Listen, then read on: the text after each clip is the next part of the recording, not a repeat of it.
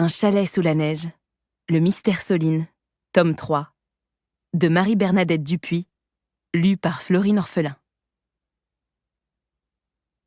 Chalet du Vallon des Loups, jeudi 24 décembre 2015. La neige avait effacé l'herbe jaunie, le chemin et les creux et les bosses du sol. Quelques rochers affleuraient, très sombres parmi tout ce blanc. Le précoce crépuscule de la fin décembre pesait sur le paysage silencieux.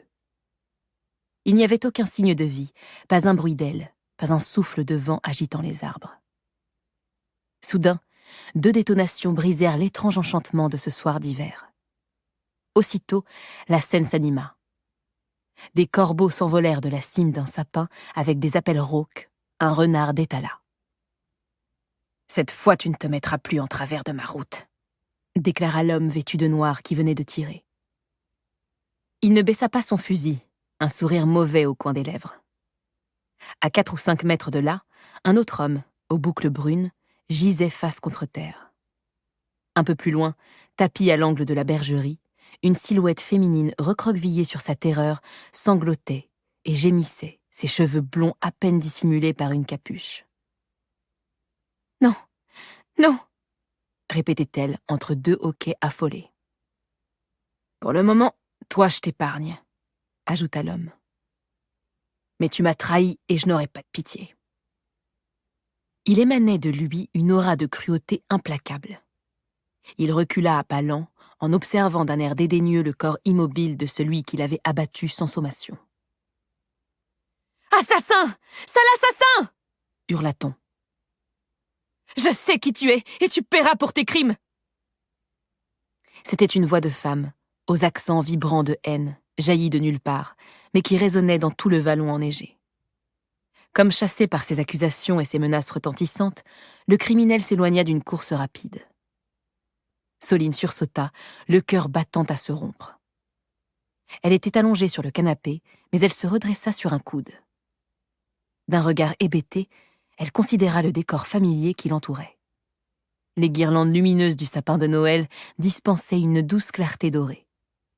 Dans la cheminée, de petites flammes léchaient les bûches, derrière la grille du pare-feu. « Je me suis endormie. Sûrement.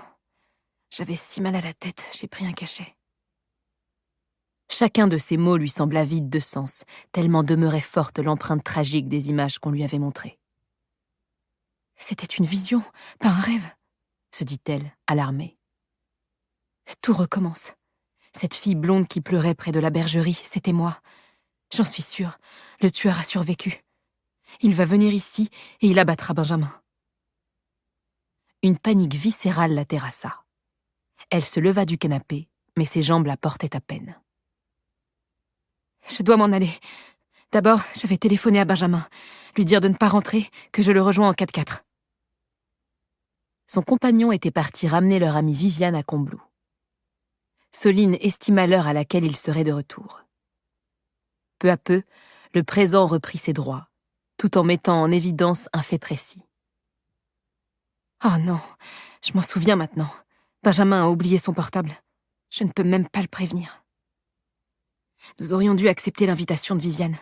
Elle nous a proposé de passer la soirée chez elle. » Le berger suisse, couché devant la porte, l'écoutait parler toute seule.